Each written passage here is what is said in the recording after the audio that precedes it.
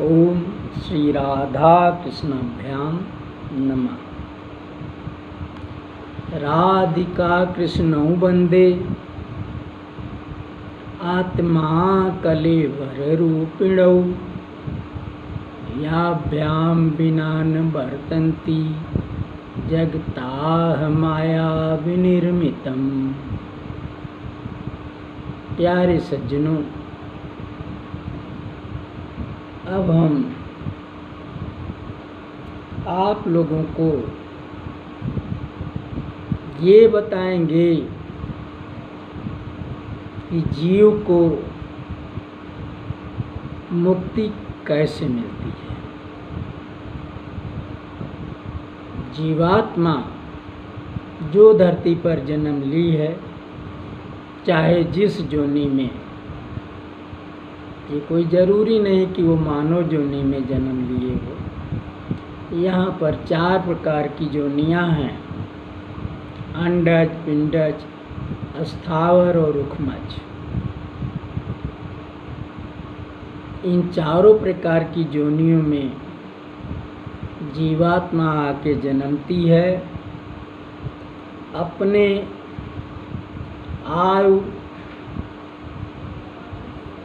भर यहाँ रहकर तरह तरह के कर्म, शुभाशुभ कर्म करती है और फिर शरीर त्याग कर उन्हीं कर्मों के अनुसार अगले लोक में जाती है। अब यदि वो लोक वैकुंठ लोक या गोलोक धाम नहीं है तो समझिए कि जीवात्मा मुक्त नहीं हुई है, उसे मुक्ति नहीं मिली है। आवागमन के चक्कर में उसे चक्कर मारना ही मारना है। जिस भी लोक में जाएगी वहाँ अपने कर्मफलों का फल भोग के मियाद भर रह के फिर वापस धरती पर आके जन्म लेगी और फिर वैसे ही अपनी आयु भर रह के तरह तरह के कर्म करके और फिर शरीर छोड़कर अपने उन्हीं कर्मों के फल के अनुसार दोबारा फिर किसी लोक में जाती है। खराब कर्म करने पर यमराजपुरी विख्यात है, वहाँ जाती है। वहाँ उसे तरह तरह की यातना और नरक भोग का दंड मिलता है। और वो अच्छा कर्म करती है, पुण्य कर्म करती है, तो उस पुण्य के बल पे वह स्वर्ग लोक, किसी दूसरे देवता का लोक, धर लीजिए चंद्र लोक, सूर्य लोक, और ऐसे करते करते लास्ट में देखिए आपका ये महर लोक और जो है वो सत्य लोक, फिर ब्रह्म लोक, ब्रह्मा जी के लोक, यहाँ पहुँचती है। यहाँ सब अच्छी अच्छी दुर्लभ और दिव्य सुख सामग्री रहती है। उस सुख सामग्री का भोग करते हुए अपने मियाद भर वहाँ रहेगी और फिर मियाद के बाद उसे वहाँ से वापस आना पड़ता है। वो अगर खुशी से वापस नहीं आती तो उसे वहाँ से ढकेल दिया जाता है और वो स्वयं नीचे गिर करके धरती पर आके जन्म लेती है। लेकिन यदि वो अच्छा कर्म किए है, किसी भी कर्म में फलाशक्ति का लक्ष्य नहीं बनाया है, तो भगवान के लोक में जाती है। और वो 2 ही लोक मैंने बताया कि वैकुंठ लोक या गोलोक धाम। देखिए, जीवात्मा जब शरीर छोड़ती है तो उसके साथ अपने कर्मों के से उद्भूत पाप या पुण्य की गठरी होती है। अगर वो पाप किए है, पाप कर्म किए हैं, तो पाप की गठरी उसके साथ है और उस पाप की गठरी को लेकर यमराजपुरी जाती है। वहाँ उसे उसके पाप के अनुसार दंड, यातना, नरक भोग ये सब कराया जाता है। और यदि वो पुण्य कर्म किए हैं, उसके शरीर के साथ पुण्य की गठरी है, तो वो इन पुनरावर्ती दिव्य लोक जो हैं, अच्छे अच्छे लोग, इनमें जाती है और वहाँ देवों के समान सुख भोग करती है। ज़्यादातर स्वर्ग लोक में ही जाती है, और नहीं तो फिर जिस देवी देवता को उसने आराध्य मान के भजा है, पूजा है, आराधना की है, उसके लोक में जाती है और वहाँ सुख भोगने के बाद फिर वापस आती है। लेकिन जिस जीवात्मा के साथ ना तो पाप की गठरी है और ना पुण्य की गठरी है, तो वो कहाँ जाएगी? वो ना तो जमपुरी जा सकती है और ना किसी देवता के लोक में जा सकती है, क्योंकि इसी अपनी गठरी के अनुसार ही उसे जाना पड़ता है। गठरी है ही नहीं दोनों प्रकार की, तो वो इन लोकों में नहीं जा सकती। तब उसका मार्ग सीधे भगवान के लोक में बनता है। वो या तो वैकुंठ लोक जाती है और या फिर उससे भी ऊपर भगवान द्विभुज मुरलीधर के लोक में, गोलोक धाम में जाती है। अब आप कहेंगे कि जीवात्मा जब शरीर त्यागती है तो उसके साथ उसके कर्मों की गठरी तो जरूर होनी चाहिए। ऐसा कैसे हो सकता है कि वो ना पाप की गठरी हो ना पुण्य की गठरी हो? तो इसके लिए भगवान श्री कृष्ण ने श्रीमद् भगवत गीता में बहुत विस्तार से बताया है और कर्म योग की व्याख्या करते हुए उन्होंने बताया कि जब हम कोई कर्म करते हैं तो उसका एक फल बनता है, और जब कर्म करते समय हम अपने मन में उस फल के पाने की इच्छा रखते हैं कि ये काम हम कर रहे हैं, ये यज्ञ हम कर रहे हैं, तो इसका ये पुण्य हमको मिलेगा, ऐसी इच्छा जब हम रखते हैं तो इसी को उसकी फलाशक्ति कहते हैं। यानी हम अपने कर्म के फल में आसक्ति रखते हैं, ऐसे कर्म को सकाम कर्म कहते हैं। यानी किसी कामना को मन में लेकर के हम कोई अच्छा कर्म कर रहे हैं, तो निश्चित है वो कर्म पूरा होने पर वो पुण्य हमारे जीवात्मा के साथ गठरी बन के संचित हो जाता है। और यदि हम पाप कर्म करते हैं तो भले हम उस कर्म की फल में आसक्ति न रखें, पर ये निश्चित है कि वो फल की गठरी उसके साथ ऑटोमेटिक लग जाती है। पाप कर्म करने पर उसके फल की गठरी उस जीवात्मा के साथ अपने आप बन जाती है। और वो पापी शरीर छोड़ने के बाद वो गठरी लेके जमराजपुरी जाता है। लेकिन जो धर्मात्मा है, पुण्य कर्म किया है, कर्तव्य कर्म किया है, शास्त्र विहित कर्म किया है, उसके साथ जब वो उसके फलों की इच्छा रख के किया है तो पुण्य की गठरी उसके साथ बनती है और इस तरह से वो अपनी गठरी के अनुसार किसी अच्छे लोक में, देवता के लोक में या फिर जमराजपुरी के लोक में जाता है। लेकिन भगवान ने बताया कि हम अपने ही कर्मों के अनुसार अपने कर्म फलों की गठरी को खत्म कर सकते हैं। वो कैसे? कि हम भगवान श्री कृष्ण या भगवान नारायण के प्रीत्यर्थ काम करें। हम जो भी,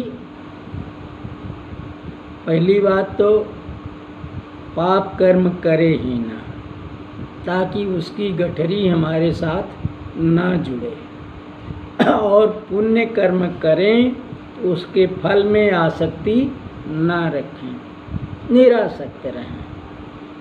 हम ये जानें कि हम अच्छा कर्म कर रहे हैं, यज्ञ कर रहे हैं, दान दे रहे हैं, परोपकार कर रहे हैं, जान रहे हैं और कर रहे हैं, और ये भी जान रहे हैं कि इसका अच्छा कर्म, अच्छा फल बनता है।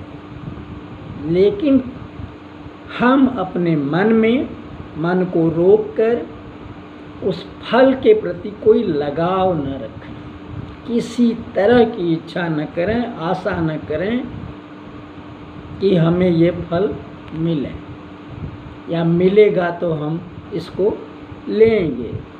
ऐसी भावना न रख करके जब हम अच्छे कर्म करते हैं तब उसका कर्म फल, उसकी गठरी, पुण्य फल हमारे साथ संचित नहीं होता। हमको चाहिए कि हम शास्त्र विहित कर्म, धार्मिक कर्म ये सोच कर करें कि हमारा कर्तव्य है, अपना कर्तव्य हम निर्वाह कर रहे हैं, और फल हमको नहीं चाहिए। हमको तो केवल प्रभु की प्रीति चाहिए, उनकी प्रसन्नता चाहिए। उन्होंने हमें जन्म दिया है, उनका ये आदेश है कि हम कर्तव्य कर्मों को करें, पुण्य कर्मों को करें, तो हम इसको उनका आदेश मान करके, आदेश का पालन मान करके इसे करते जाएं, और ये केवल एक भावना रखें कि प्रभु हमसे प्रसन्न रहें, खुश रहें, हमारे कर्म को देख करके वो हम पर प्रीति रखें, बस। और बाकी उसका क्या फल मिलेगा, बनेगा, वो हमको नहीं चाहिए। ऐसा सोच के जब हम कर्म करते हैं तो वो निष्काम कर्म कहा जाता है। उस कर्म में कोई कामना नहीं है, और इसलिए उस कर्म का कोई फल नहीं बनता, कोई भी फल नहीं बनता। तो इस तरह से जब हम शास्त्रों द्वारा बताए हुए सभी उचित कर्मों को ही करते हैं, अनुचित कर्मों को नहीं करते, अधर्म की राह पर नहीं चलते, धार्मिक कृत्य ही करते हैं, जिसे हमारा कर्तव्य हो कहना चाहिए, हम अपने कर्तव्य का पालन करते हैं, और बाकी उसका क्या फल बनेगा, हमें मिलेगा, ऐसी कोई भावना नहीं रखते तो वो हमारा जो कर्म है किसी फल का संचय नहीं करता, कोई फल की गठरी हमारे साथ नहीं बनती। ऐसी दशा में जब हमारा शरीर छूटता है, हमारी जीवात्मा देह छोड़ के जाती है, तो उसका मार्ग भगवान के उन्हीं दोनों लोकों में से एक में बनता है। और वो वैसा ही है जिस रूप में हमने भगवान को खुश करने की कोशिश किया है, उसी के लोक में जाते हैं। इस तरह से हमें मुक्ति मिलती है। तो प्रथम तो ये मुक्ति मिलने का उपाय ये हुआ कि भगवान के प्रीत्यर्थ कर्म करें, कोई कामना न रखें, कोई फलाशक्ति न रखें, और इसी कर्म को हम भक्ति भी कह सकते हैं। भक्ति योग जो है सीधा भगवान श्री कृष्ण ने कहा कि सारे कर्मों का, कर्म फलों का त्याग करके तुम सीधा मेरी शरण में आ जाओ, मैं तुम्हारे सारे पाप नाश कर दूंगा। हे पार्थ, तुम निश्चिंत होके मेरी शरण में आओ, मुझे भजो, मेरा नाम लो और प्रणाम भी करो तो केवल मुझे करो। तो इस प्रकार से भगवान के प्रति पूर्णतः समर्पित होकर जब हम उनके प्रीत्यर्थ कर्म करते हैं तो वो उनकी भक्ति कही जाती है।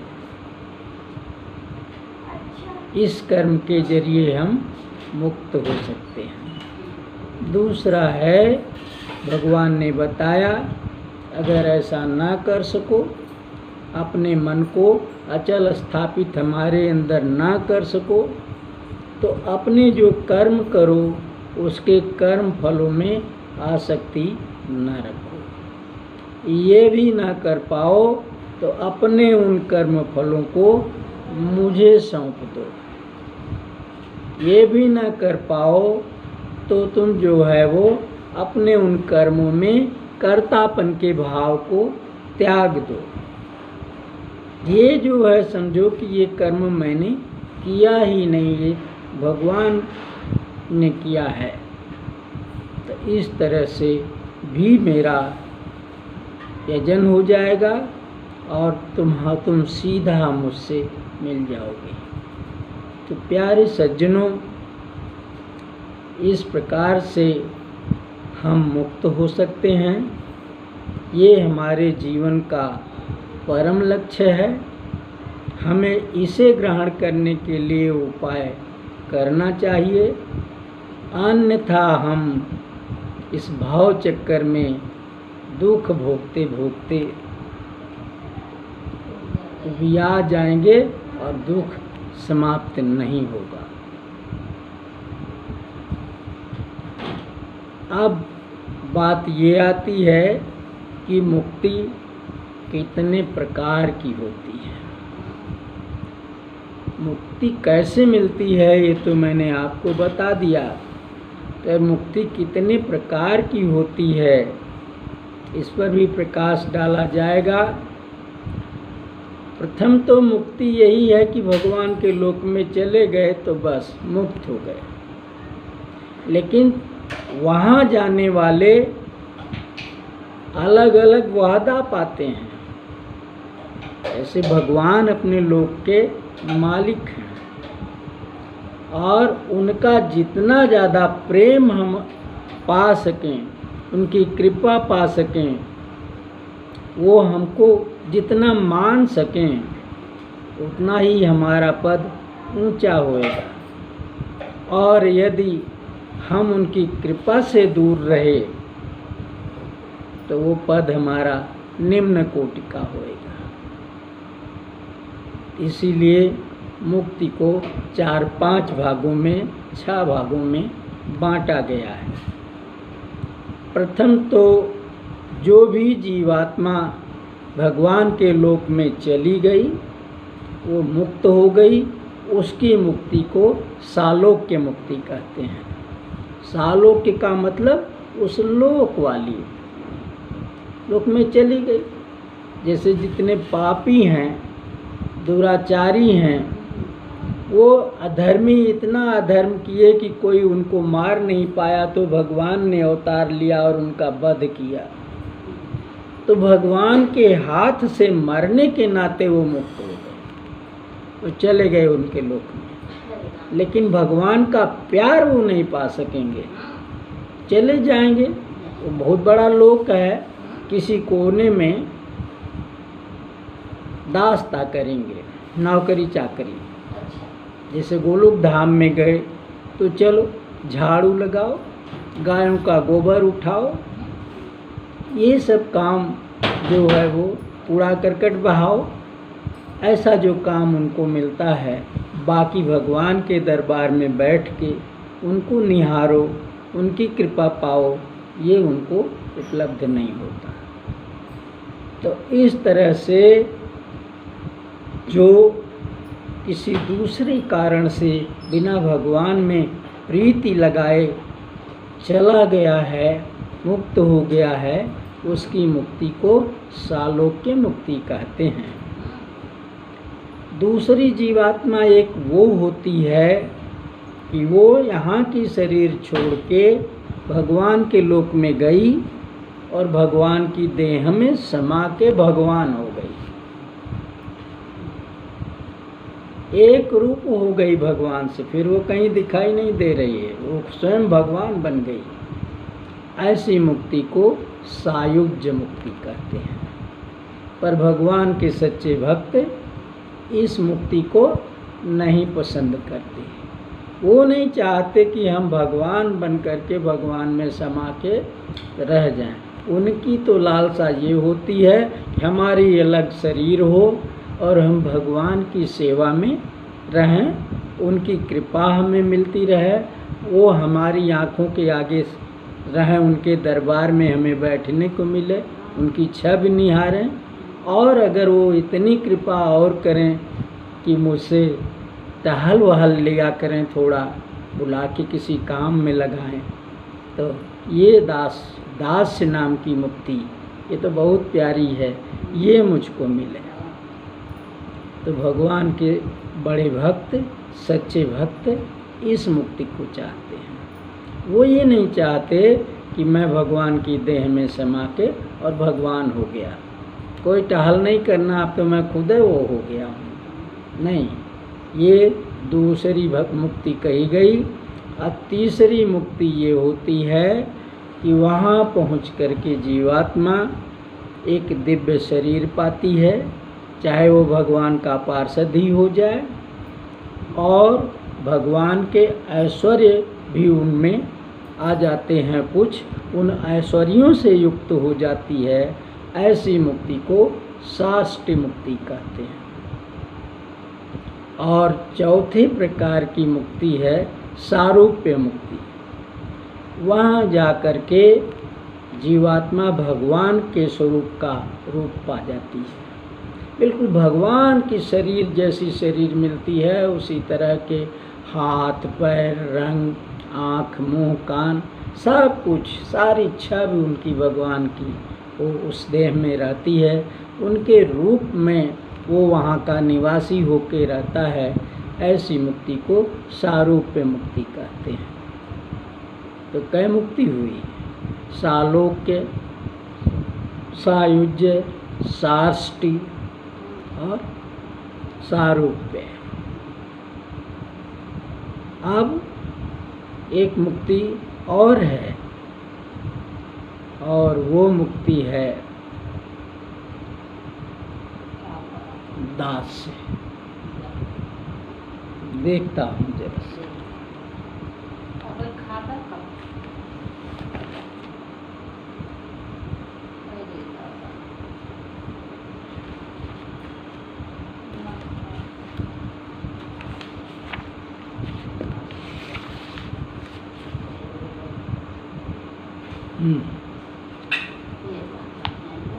एक मुक्ति थोड़ा सा और अलग होकर के सामीप्य मुक्ति का नाम पाई है। जीवात्मा भगवान के लोक में जाकर के दिव्य देह से रहती है, चाहे वो भगवान का स्वरूप पाए हो, सारूप्य मुक्ति हो, और चाहे भगवान का स्वरूप न पा करके कोई दूसरा दिव्य रूप पाके पार्षद के रूप में रह रही हो, पर वो भगवान के समीप रहती है। उसको ये अधिकार प्राप्त है कि उनके दरबार में बैठती है, उनकी छब निहारने को मिलती है, उनकी वाणी सुनने को मिलती है, उनके आसपास रहने को मिलता है। ऐसी मुक्ति को सामीप्य मुक्ति कहते हैं। और अंतिम है दास्य मुक्ति। दास्य वाला मतलब वही कि भगवान की दासता, सेवकाई करने को मिले। और भगवान किसको दासता या सेवकाई देंगे? जिसे सबसे ज़्यादा मानेंगे उसी को बुला करके कोई काम अढ़ेंगे। वो भगवान का दास्य है। वो इससे बड़ा सुख कहीं नहीं महसूस करता। जिस पर भगवान की सबसे ज़्यादा प्रीति होती है, सबसे ज़्यादा लगाव रखते हैं, कृपा देते हैं, उसी को वो दास्य देते हैं। उदाहरण के तौर पे देख लीजिए, राम अवतार में सीता की खोज करने के लिए वानरों की टोलियां सभी दिशाओं में गई, और जो टोली लंका की ओर गई उसमें भी तमाम वानरों में एक वानर हनुमान थे। भगवान राम का सबसे ज़्यादा प्रीति और कृपा प्राप्त थे हनुमान जी। इसीलिए उन्होंने अपने पास बुला के सीता मैया के लिए अपना संदेश कहा था, और पहचान के लिए अपनी अंगूठी निकाल के दी थी। ये काम वो अंगद को भी कह सकते थे, जामवंत को कह सकते थे। उस टोली के वो अंगद ज़्यादा उच्च पदी थे, जो विराट थे, लेकिन वो इन सब को ना कह के हनुमान जी को कहे, क्योंकि हनुमान जी उनके परम प्रिय थे। तो ये हुई भगवान की अधिकतम कृपा, अधिकतम प्रीति।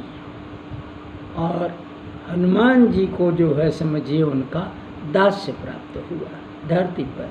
तो इसी तरह से भक्त लोग भगवान के लोक में जा कर के वहाँ पर उनकी दासता चाहते हैं, उनकी अधिकतम प्रीति चाहते हैं, उनकी कृपा चाहते हैं, और वो उनको मिल जाता है तो उसे दास्य मुक्ति कहते हैं। नंद बाबा राधे मैया से यही बात मांगे थे। नंद बाबा भगवान श्री कृष्ण को अपनी गोद में लेकर के गाय चराने गए थे जंगल में, और जंगल में जो है वो आनी पानी आ गया। फिर वो अपने चदरा से उनको ढांके हुए उस बौछार से और जो है वो हवा से बचाते हुए एक पेड़ के नीचे रुक गए। पानी काफ़ी बरसा, और बरसने के बाद जब पानी हल्का हुआ, हल्की हल्की झींसें पड़ने लगीं, तब उन्हें आसमान में एक बहुत बड़ा तेज पुंज दिखाई दिया, और वो तेज पुंज उन्हीं की ओर आता हुआ दिखाई दिया। वो आ करके उनके सामने आसमान में रुक गया। रुकने के बाद फिर उसे वो निहारने लगे कि क्या है ये। धीरे धीरे वो तेज पुंज जो है वो हल्का हुआ, और उसमें भगवती राधा जी अपनी किशोरावस्था में नित्य नवल किशोरी के रूप में प्रकट साफ दिखाई दी। नंद बाबा को महर्षि गर्ग ने बता रखा था कि श्री कृष्ण आपके बेटे जो हैं यही गोलोक धाम के अधिपति हैं, और उनकी नित्य प्रिया राधा जी वो भी धरती पर वृषभान बाबा की बेटी के रूप में अवतरित हुई हैं। वो इनकी नित्य प्रिया हैं। और इन दोनों का विवाह इसी धरती पर होएगा और ब्रह्मा जी कराएंगे। तो ये सब बात जानते हुए नंद बाबा ने उन्हें देखते ही पहचान लिया कि ये राधे माँ हैं। उन्होंने हाथ जोड़ के उन्हें प्रणाम किया और बड़े प्रेम से कहा कि माता, मैं गर्ग मुनि के वचनों के आधार पे पहचान गया कि आप कौन हैं। आप राधे मैया हैं और अपने प्रियतम श्री कृष्ण से मिलने आई हैं। यही बात है ना? राधा जी बोली, हाँ बाबा, आप बिल्कुल सत्य जाने हैं, और जो है वो इनको हमें दे दीजिए, फिर हम इन्हें आपके घर पहुंचा देंगे। उन्हें थमाते हुए नंद बाबा ने कहा, लीजिए, अपने प्रियतम को लीजिए और जहाँ मन कहे तहाँ जाइए, जो मन कहे करिए, पर हमारे कन्हैया को फिर हमें दे दीजिएगा। बोली, ठीक है बाबा। बाबा, जब आप जान ही गए हो कि हम राधा हैं और आपसे मिलने आई हैं, तो हमारा दर्शन खाली नहीं जाता। इसलिए आप हमसे वरदान मांग लीजिए। आप क्या चाहते हैं, जो भी आपकी इच्छा है वो हमसे मांग लीजिए, और वो हम आपको देंगी। आपके लिए हमारे पास अदेय नाम की कोई चीज़ नहीं है। इतनी प्रेम भरी बात सुनकर के नंद बाबा का हृदय गदगद हो गया, और उन्होंने कहा, माता, यदि आप हम पे प्रसन्न हैं तो हमें ये चीज़ें दीजिए। प्रथम तो हमें आप और कन्हैया के श्री चरणों की भक्ति चाहिए। दूसरा वरदान दीजिए कि हमें आपके भक्तों की संगत चाहिए। और तीसरा वरदान दीजिए कि हमें आप दोनों का दास्य मिले। राधे माँ ने वरद हस्त उठाते हुए कहा कि नंद बाबा, ये तीनों चीज़ें आपको दिया, लेकिन जो ये हम दोनों की भक्ति है और हमारे भक्तों की संगति है, ये तो आप यहाँ इस धरती पर अभी से पा गए, मिलेगा। लेकिन जो आपने दास से मांगा है वो यहाँ हमारी इस शरीर से नहीं मिलना है, क्योंकि यहाँ तो हम लोग लीला करने आए हैं। आपके बाल बच्चे बनकर यहाँ हम लीला कर रहे हैं, तो आपको अपना दास कैसे बना सकते हैं?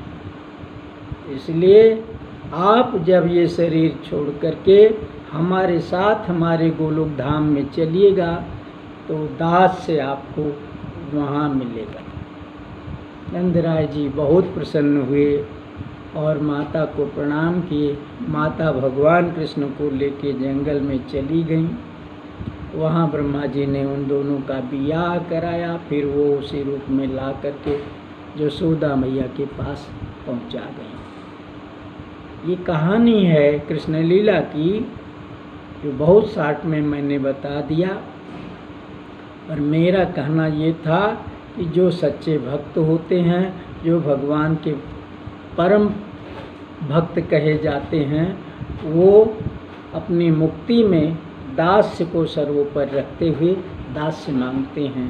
वो सायुज्य मुक्ति नहीं चाहते कि भगवान में मिल जाए, भगवान हो जाए, ऐसा कुछ नहीं। तो आज मैंने आप लोगों को मुक्ति कैसे मिलती है, मुक्ति कितने प्रकार की होती है, ये भी बता दिया। अब यहीं पर ये प्रवचन ख़त्म करते हैं। जय श्री राधे।